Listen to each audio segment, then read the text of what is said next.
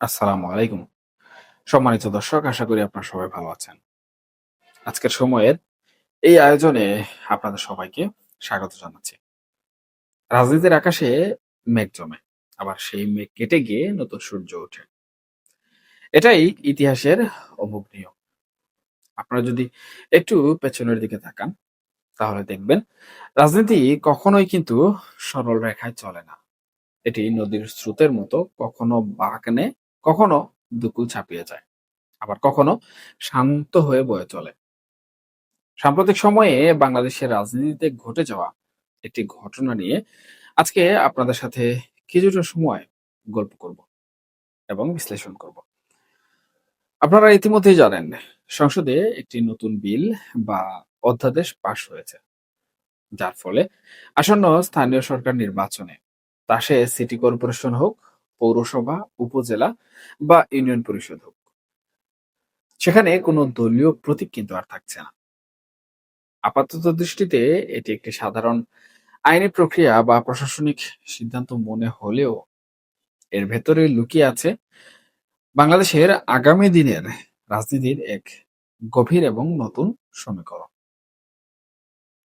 দেখুন সুপ্রিয় দর্শক, ইতিহাসের দিকে যদি আমরা একটু ভালো করে চোখ ফেরাই, তাহলে দেখতে পাই ব্রিটিশ আমল থেকে শুরু করে পাকিস্তান আমল এবং স্বাধীন বাংলাদেশের এক দীর্ঘ সময় পর্যন্ত স্থানীয় সরকার নির্বাচন কিন্তু মূলত নির্দলীয় ছিল।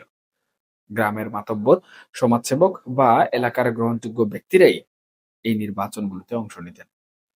সেখানে দলের চেয়ে ব্যক্তির নিজস্ব গ্রহণযোগ্যতা, তার পারিবারিক ঐতিহ্য এবং মানুষের সাথে তার আত্মিক সম্পর্কটাই প্রধান নিয়ামক হিসাবে কাজ করত। কিন্তু বিগত এক দশকের কিছু বেশি সময় ধরে এই স্থানীয় নির্বাচনগুলোতে দলীয় প্রতীক বা দলীয় মূলক চাপিয়ে দেওয়া হয়েছিল। আপনারা একটু গভীরভাবে ভেবে দেখুন, এই দলীয় প্রতীকের কারণে আমাদের তৃণমূলের যে সামাজিক বুনন, তা কতটা ক্ষতিগ্রস্ত হয়েছিল। ভাইয়ের সাথে ভাইয়ের দ্বন্দ্ব, প্রতিবেশীর সাথে প্রতিবেশীর বৈরিতা, সব মিলিয়ে গ্রামের চায়ের দোকানগুলো যেন এক বিশাল রাজনৈতিক রণক্ষেত্রে পরিণত হয়েছিল। সেই জায়গা থেকে এই যে পুনরায় দলীয় প্রতীক ছাড়া নির্বাচনের সিদ্ধান্ত, এটি কিন্তু এক অর্থে আমাদের শেকড়ে ফেরারই একটি আয়োজন এবং স্থানীয় সরকারের জন্য একটি অত্যন্ত এবং গুরুত্বপূর্ণ ইতিবাচক পদক্ষেপ বলে আমি মনে করি। তবে এখানে সবচেয়ে চমকপ্রদ এবং কৌতূহল উদ্দীপক বিষয়টি হলো এই বিলটি পাশের সময়কার দৃশ্যপট। আপনারা নিশ্চয়ই খেয়াল করেছেন, সংসদে যখন এই বিলটি উত্থাপিত হলো এবং পাশ হলো, তখন জামাতে ইসলামী এবং তাদের জোটভুক্ত দলগুলো তীব্র বিরোধিতা করে সংসদ থেকে কিন্তু ওয়াকআউট করেছে। প্রশ্ন হলো কেন? কেন তারা এই নির্দলীয় নির্বাচনের বিরোধিতা করছে? এর উত্তর খুঁজতে হলে আমাদেরকে একটু রাজনৈতিক মনস্তত্ত্ব বুঝতে হবে। আপনারা কিন্তু জানেন, গত কয়েক মাসে দেশের রাজনৈতিক পট পরিবর্তনের পর একটি অদ্ভুত শূন্যতা তৈরি হয়েছে। একটি বৃহৎ রাজনৈতিক দল যখন দৃশ্যপটের বাইরে চলে যায় বা চাপে থাকে, তখন সেই শূন্যস্থান পূরণের জন্য অনেকেই কিন্তু নানাভাবে নানা কায়দায় উৎপেতে থাকে। দর্শক, ইতিহাস সাক্ষী ৭৫ পরবর্তী সময়েও ঠিক এমনই একটি চেষ্টা হয়েছিল। বর্তমানে যখন একটি বিশেষ রাজনৈতিক দল কিছুটা কোণঠাসা, মানে আওয়ামী লীগ, তখন অনেকেই ভেবেছিল এই সুযোগে তৃণমূলের মাটিটা তারা পুরোপুরি নিজেদের দখলে নিয়ে নেবে। তাদের হিসাব ছিল খুব পরিষ্কার। যদি দলীয় প্রতীকে নির্বাচন হয় আর প্রতিপক্ষ যদি সেখানে অংশ নিতে না পারে বা তাদের নিয়ে কোনো আইনি জটিলতা থাকে, তবে পুরো মাঠ ফাঁকা। কিন্তু যেই মুহূর্তে বলা হলো নির্বাচন হবে নির্দলীয়, তখন কিন্তু তাদের সেই হিসাবের খাতাটা আর মিলল না। কারণ তারা খুব ভালো করেই জানে, দলীয় খুলস ছাড়া ব্যক্তি পরিচয় মাঠে নামলে এই দেশের সাধারণ মানুষ, এই বাংলার কাদামাটির মানুষ আসলে কাকে বেছে নেবে। দেখুন সুপ্রিয় দর্শক, আর এখানেই, মানে ঠিক এই জায়গায় লুকিয়ে আছে একটি বৃহৎ রাজনৈতিক সুযোগ। বিশেষ করে যারা আজ হতাশার চাদর মুড়ি দিয়ে বসে আছেন, যারা ভাবছেন সব শেষ হয়ে গেল, সেই আওয়ামী লীগ। ইতিহাসের পাতা উল্টালে দেখবেন রাজনীতিতে শেষ বলে কোনো শব্দ নেই। ১৯৪৯ সালের রোজ গার্ডেন থেকে শুরু করে ৫২, ৬৯, ৭১ পেরিয়ে আজকের এই বাংলাদেশ। ইতিহাসের বাঁকে বাঁকে অনেক চড়াই উতরাই কিন্তু এসেছে। সাময়িক বিপর্যয় আসতে পারে, কিন্তু সেটা স্থায়ী হয় না। এই যে সামনে সিটি কর্পোরেশন থেকে শুরু করে উপজেলা বা ইউনিয়ন পরিষদের নির্বাচনগুলো আসছে, এটি কিন্তু আওয়ামী লীগের সেই ঘুরে দাঁড়ানোরই একটি মোক্ষম হাতিয়ার। এই নির্বাচনগুলো কুরবানির ঈদের পরেই হয়তো পুরো দমে শুরু হয়ে যাবে। এখন প্রশ্ন হচ্ছে, তৃণমূলের নেতাদের বা আওয়ামী লীগের করণীয়টা এখানে কি? দেখুন, এই প্রসঙ্গে বা এই প্রশ্নে যখন আসতে হচ্ছে বা এসেছি, তখন কিছুদিন পূর্বের শেখ হাসিনার একটা অডিও ক্লিপের কথা স্মরণ করতে চাই। দেখুন, প্রথমত অডিও ক্লিপে শেখ হাসিনা বেশ কিছু কথা বলেছেন, আমি সেদিকে যাচ্ছি না। মূল পয়েন্ট বা আজকের আলোচনার সাথে জড়িত দুটি পয়েন্ট আপনাদেরকে আবারও শোনাতে চাই। প্রথম যে পয়েন্ট সেটি হচ্ছে, জনগণকে সাথে রেখে আওয়ামী লীগ ফিরতে চায় এবং আওয়ামী লীগ সেই প্রক্রিয়ায় কাজ করছে। দ্বিতীয়ত, শেখ হাসিনা সেই অডিও ক্লিপে কিন্তু সরাসরি বলেছেন, আসন্ন যে স্থানীয় নির্বাচনগুলো হবে, সেই সকল স্থানীয় সরকার নির্বাচনে আওয়ামী লীগ যে কোনো পদ্ধতিতে অংশগ্রহণ করবে। এখন এই যে দুটি পয়েন্ট, এই দুটি পয়েন্ট কিন্তু বর্তমান আওয়ামী লীগের এই সুবিধাজনক পরিস্থিতিকে বা তাদের মূলধারা রাজনীতিতে ফেরার যে রাস্তা, সেই রাস্তাকে কিন্তু আরো প্রশস্ত করে একদম এগিয়ে নিচ্ছে। দেখুন, স্থানীয় সরকার নির্বাচন বা স্থানীয় জনপ্রতিনিধি, এটি অত্যন্ত গুরুত্বপূর্ণ একটি জায়গা। ধরুন, একজন উপজেলা চেয়ারম্যান কিংবা ইউনিয়ন পরিষদের চেয়ারম্যান অথবা সিটি কর্পোরেশনের মেয়র। এখন তিনি যদি একটি নির্দিষ্ট দলের হয়ে থাকেন, তাহলে উনার ছত্রছায়ায় সেই দলের অনেক নেতাকর্মী কিন্তু নিরাপদে থাকতে পারেন। তাদের বিভিন্ন ধরনের সুযোগ সুবিধা অর্জন করার পথও কিন্তু তৈরি হয়। এক্ষেত্রে যদি বিরোধী দলে থাকা কিংবা বর্তমান সময়ে আওয়ামী লীগ যেভাবে রাজনীতি থেকে নির্বাসিত রয়েছে, এমনকি সম্প্রতি তাদেরকে বিল পাশ করে পুরোপুরিভাবে নিষিদ্ধ করে দেওয়া হয়েছে। সেই নিষিদ্ধ রাজনৈতিক দলের কোনো মেয়র যদি সিটি কর্পোরেশনের চেয়ারে বসে থাকেন, কোনো উপজেলা পরিষদের চেয়ারে বসে থাকেন অথবা কোনো ইউনিয়ন পরিষদের চেয়ারম্যান হিসাবে বসে থাকেন, তাহলে তিনি চাইলেই কিন্তু সেই অঞ্চলে, সেই এলাকায়, সেই সিটির ভিতরে আওয়ামী লীগের নেতাকর্মীদের একটি সাময়িক সুযোগ সুবিধা দিতে পারবেন। এখন সাময়িক সুযোগ সুবিধা বলতে আমি এখানে কিন্তু কোন ধরনের টেন্ডারবাজি, চাঁদাবাজি, ঘুষ, দুর্নীতি এগুলো বোঝাচ্ছি না। দেখুন, একটি দল যখন নিষিদ্ধ থাকে তখন তার উপর অবশ্যই বিভিন্ন ধরনের মামলার খড়গ ঝুলে, বিভিন্ন হামলার ভয় থাকে। এমনকি রাজনীতিতে তারা আসলে বিভিন্ন ধরনের শাস্তির কথাও কিন্তু বিলের মধ্যে রয়েছে বা আইনের মধ্যে বর্তমানে যুক্ত হয়েছে। সুতরাং শাস্তির ভয় রয়েছে। এখন সিটি কর্পোরেশনের একজন মেয়র যদি আওয়ামী লীগের পক্ষের লোক হন, তাহলে তিনি স্বভাবতই ওনার দলের নেতাকর্মীদের কিছুটা হলেও এখানে ছত্রছায়ায় রাখতে পারবেন। এটি আওয়ামী লীগের নেতাকর্মীদের জন্য, বিশেষ করে মাঠ পর্যায়ের যারা নেতৃবৃন্দ রয়েছেন, তাদের জন্য একটি বড় অপরচুনিটি। বিগত বিএনপি সরকার, দুঃখিত, বিগত আওয়ামী লীগ সরকার যখন ক্ষমতায় ছিল, দেখুন সুপ্রিয় দর্শক, যখন আওয়ামী লীগ সরকার দীর্ঘ বছর ক্ষমতায় ছিল, তখন কিন্তু আমরা বিরোধী দলের যারা ছিল তাদের একটা বিষয় খুব ভালো করে লক্ষ্য করেছি এবং আমার একটু আগের যে কথাগুলো, সেই কথাগুলোর বাস্তবিক উদাহরণ এখন আমি টেনে ধরব।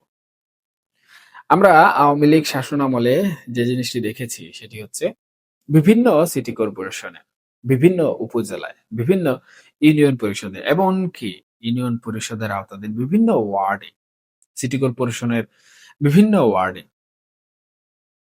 বিএনপির লোকজন কিন্তু নির্বাচিত ছিলেন। জামাতের লোকজন কিন্তু জনপ্রতিনিধি ছিলেন। এর মূল কারণটা কি? এর মূল কারণটা হচ্ছে তারা দলীয় প্রতীকে নির্বাচন না করে স্বতন্ত্র প্রার্থী হয়ে নির্বাচন করেছেন এবং তারা বিপুল ভোটে বিজয় অর্জন করেছেন। কারণ সমাজে তাদের নাম যশ খ্যাতি ছিল এবং তাদের রাজনৈতিক ত্যাগও এখানে কিন্তু জড়িত ছিল। মানুষ তাদের উপর মহব্বত করেছে, তাদের উপর ভরসা করেছে এবং তাদেরকে বিজয়ী করেছে। আর এই যে জনপ্রতিনিধি হওয়া, এই জনপ্রতিনিধি হওয়ার কারণেই কিন্তু ওই সকল স্থানে বা ওই সকল এলাকায় যেখানে বিএনপি কিংবা জামায়াতের উপজেলা পরিষদের চেয়ারম্যান, ইউনিয়ন পরিষদের চেয়ারম্যান অথবা সিটি কর্পোরেশনের মেয়র, সেখানে কিন্তু বিএনপি বলুন কিংবা জামায়াতের নেতৃবৃন্দ বলুন, তারা কিন্তু একটি শেল্টার খুঁজে পেয়েছে। সেটা হোক আইনি সহায়তার দিক থেকে, সেটা হোক বিভিন্ন ধরনের মামলা মোকদ্দমা থেকে কিছুটা হলেও লঘু আইনে, অথবা সেই সকল নেতাকর্মীরা যাতে কোনো ধরনের আইনি জটিলতায় না পড়ে, সেজন্য যে ধরনের লবিং তদবির সাহায্য সহযোগিতা করা প্রয়োজন, সেই সাহায্য সহযোগিতা কিন্তু সেই ব্যক্তিবর্গরা করেছেন। আবার রাজনৈতিক কর্মকাণ্ডেও কিন্তু তারা সহযোগিতা করেছেন। এই যে একটি সুবিধা, এই সুবিধা কিন্তু বিগত সময় বিরোধী দলগুলো নিয়েছিল। যার কারণে আমরা দেখেছি তারা রাজনীতির মাঠের বাইরে থেকে কিংবা অনেক নির্যাতিত, নিপীড়িত, অনেক মামলা হামলার শিকার হয়েও তারা কিন্তু স্থানীয় পর্যায়ে ভেঙে পড়েনি। বরঞ্চ স্থানীয় পর্যায়ে তাদের যে রাজনৈতিক চেইন অফ কমান্ড ছিল, যে রাজনৈতিক বলয় ছিল, সেই রাজনৈতিক বলয়টা কিন্তু স্বাভাবিক ছিল। যদিও প্রশাসনিক কিংবা সরকারের বিভিন্ন চাপের কারণে তারা প্রকাশ্যে রাজনীতিতে খুব একটা সক্রিয় ছিল না বা একসময় সক্রিয়তা হারিয়ে ফেলেছিল। কিন্তু তাদের অভ্যন্তরীণ যে যোগাযোগ এবং অভ্যন্তরীণ যে চেইন অফ কমান্ড, অভ্যন্তরীণ যে রাজনৈতিক সংযোগ, সেটি কিন্তু বোঝা ছিল। এবং এটি সম্ভব হয়েছে তাদের স্থানীয় জনপ্রতিনিধি তাদের নিজেদের লোক হওয়ার কারণে। আর আওয়ামী লীগ বর্তমান সময়ে এই সুযোগটাই কিন্তু কাজে লাগাতে চাচ্ছে। বিগত সময়কার যে শিক্ষা, সেই শিক্ষা থেকে তারা এখন একই চাল আবারও চালার চেষ্টা করছে। এখন যেহেতু দলীয় প্রতীকের কোনো বাধ্যবাধকতা নেই এবং আওয়ামী লীগের এমন অনেক ভালো ব্যক্তিবর্গ রয়েছে স্থানীয় পর্যায়ে, যাদের উপর কোনো ধরনের মামলা মোকদ্দমা নেই কিংবা সমাজে তাদের ব্যাপক জনপ্রিয়তা রয়েছে, ব্যাপক সুনাম রয়েছে। তারা কিন্তু এখন অনায়াসে নির্বাচনে অংশগ্রহণ করতে পারবেন বা সুযোগ পাবেন। এখন ওই ভালো ব্যক্তিকে কিন্তু কোনোভাবে কেউ প্রতিহিংসার শিকার করতে পারবে না। কারণ যদি প্রতিহিংসার শিকার করে তাহলে যে দলের লোকজন করবেন তাদের নির্বাচনে কিন্তু ভোট ব্যাংক কমে যাবে। আর অপরদিকে বর্তমান সময়ে আওয়ামী লীগের যে দুরবস্থা চলছে এবং দেশের যে পরিস্থিতি, প্রত্যেকটি উপজেলা, প্রত্যেকটি ইউনিয়ন, প্রত্যেকটি পাড়া মহল্লায় যেভাবে জনগণ কিছুটা হলেও বিভিন্নভাবে ভুক্তভোগী এবং আওয়ামী লীগের প্রতি তাদের একটা মায়া মহব্বত কাজ করা শুরু করেছে, জনমত সৃষ্টি হওয়া শুরু করেছে। সেই হিসাবে তারা কিন্তু আওয়ামী লীগের ওই লোকটিকেই ভোট দিবে এবং নির্বাচিত করবে। এবং এর ফলাফল হিসাবে আওয়ামী লীগ অত্র অঞ্চলে বা স্থানীয় অঞ্চলে একটি সম্পূর্ণ সুযোগ সুবিধা পেয়ে যাবে নিজেদের অস্তিত্ব টিকিয়ে রাখার জন্য।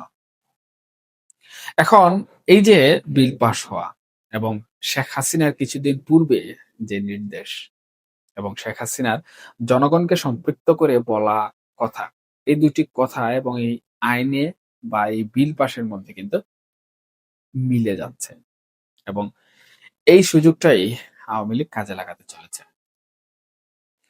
হয়তোবা শেখ হাসিনা যে বক্তব্য দিয়েছেন সেই বক্তব্যটাতে নিছক তিনি উনার নেতা কর্মীদের উৎসাহ বাড়ানোর জন্য তাগিদ দিয়েছেন। কিন্তু এই আইন পাশ হওয়ার মাধ্যমে উনার সেই উৎসাহ বাড়ানোটা বর্তমান সময়ে আওয়ামী লীগের সাংগঠনিক শক্তি বৃদ্ধির একটি মোক্ষম হাতিয়ার হিসাবে কিন্তু সামনে চলে এসেছে।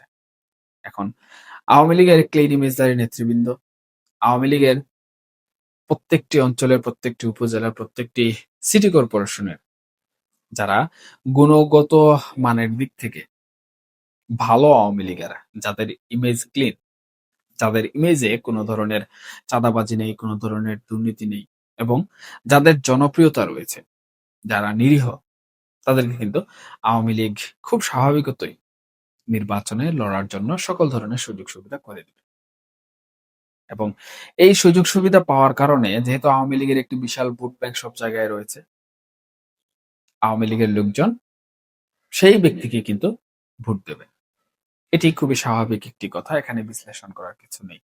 তবে এখানে বিশ্লেষণের যে বিষয় সেটি হচ্ছে বর্তমান সময়ে দেশের জনগণের যে পরিস্থিতি, বর্তমান সময়ে যেভাবে জনগণ বিভিন্নভাবে ভুক্তভোগী হয়ে আওয়ামী লীগের দিকে তাদের ঝুঁকিটা নিচ্ছে, তাতে করে স্থানীয় নির্বাচনে ওই স্বচ্ছ ব্যক্তিটাকে দলমত নির্বিশেষে সাধারণ জনগণ যারা আছেন তারাও কিন্তু ভোট দেবেন।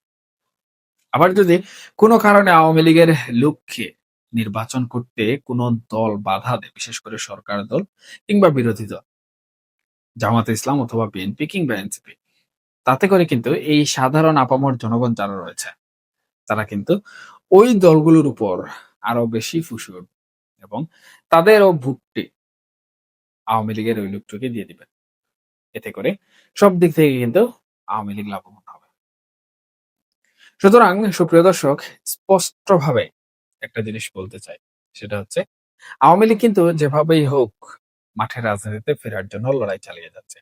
আন্তর্জাতিক লবিং তদবির চলছে এবং এদিকে জাতীয় সংসদের এই নির্বাচন, স্থানীয় সরকার নির্বাচন বিষয়ক দলীয় প্রতীক বাদ দেওয়ার যে বিল, সেই বিল পাশ হওয়ার মাধ্যমে আওয়ামী লীগ কিন্তু বাংলাদেশের ক্ষমতাতে বাংলাদেশের রাজনীতিতে ফেরার যে প্রক্রিয়া, সেই প্রক্রিয়ায় আরো এক ধাপ এগিয়ে গেল।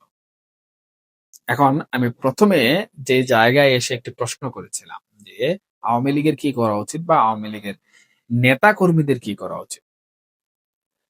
দেখুন, আওয়ামী লীগের নেতাকর্মীদের আমি মনে করি এখন তাদের অবস্থান নিজ নিজ এলাকায় শক্ত করা উচিত। তাদের জনপ্রিয়তা বাড়ানো উচিত। এখন আওয়ামী লীগের পক্ষ নিয়ে যদি কোনো ধরনের তারা প্রকাশ্যে রাজনীতি করতে চান, তাহলে কিছুটা হলেও তাদের ভোট কমে যাওয়ার আশঙ্কা রয়েছে। তবে এটি আওয়ামী লীগ সাংগঠনিকভাবে সিদ্ধান্ত নেবে যে তারা আওয়ামী লীগের হয়ে প্রচার চালাবে নাকি আওয়ামী লীগকে বাইরে রেখে উপেক্ষা করে প্রচার চালাবে। এটি সম্পূর্ণভাবে একটি কৌশলী সিদ্ধান্ত। তবে সেই কৌশলী সিদ্ধান্তে আওয়ামী লীগ কি নেবে সেটা জানার পর জানা যাবে। কিন্তু রাজনৈতিক পর্যবেক্ষক বা রাজনৈতিক বিশ্লেষক হিসাবে একটা জিনিস ধারণা করা যায়, সেটি হচ্ছে যেহেতু দলীয় প্রতীক নেই, সেহেতু আওয়ামী লীগের লোকজন আওয়ামী লীগের নাম ব্যবহার না করে দলের ঊর্ধ্বে গিয়ে সাধারণ জনগণের কাছে জনসেবা করার উদ্দেশ্যে যদি মিশে যেতে পারেন, তাহলে তাদের বিজয় কিন্তু এই স্থানীয় সরকার নির্বাচনে কেউ ঠেকাতে পারবে না। এবং এই জনগণকে সম্পৃক্ত করা, জনগণের ভালোবাসা অর্জন করা এবং যে কয়দিন রয়েছে নির্বাচনের এই কয়েকদিন দলের ঊর্ধ্বে গিয়ে জনগণের সাথে মিশে যাওয়াটাই হবে আওয়ামী লীগ নেতাকর্মীদের মুখ্য কাজ এবং মুখ্য উদ্দেশ্য। একমাত্র এটি যদি তারা করতে পারে এবং জনগণের আস্থা, ভালোবাসা, ভরসা অর্জন করতে পারে, তাহলে কিন্তু এই স্থানীয় সরকার নির্বাচন আওয়ামী লীগের জন্য একটি বিশাল সুসংবাদ নিয়ে আসতে চলেছে। সুপ্রিয় দর্শক, আওয়ামী লীগের বাইরে গিয়ে একটি কথা বলতে চাই। আপনারা যারা জনপ্রতিনিধি হতে চান, যারা এলাকার সেবা করতে চান, উন্নয়ন করতে চান, তাদের এর চেয়ে বড় সুযোগ আর হতে পারে না। মাঝখানে এই যে ২-৩ মাসের একটা সময় আপনারা পাচ্ছেন, এই সময়টাকে অবশ্যই আপনাদের কাজে লাগাতে হবে।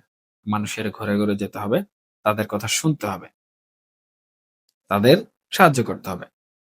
রাজনীতিতে দলবদল বা মতাদর্শ পরিবর্তন করা খুব একটা সহজ কাজ নয়।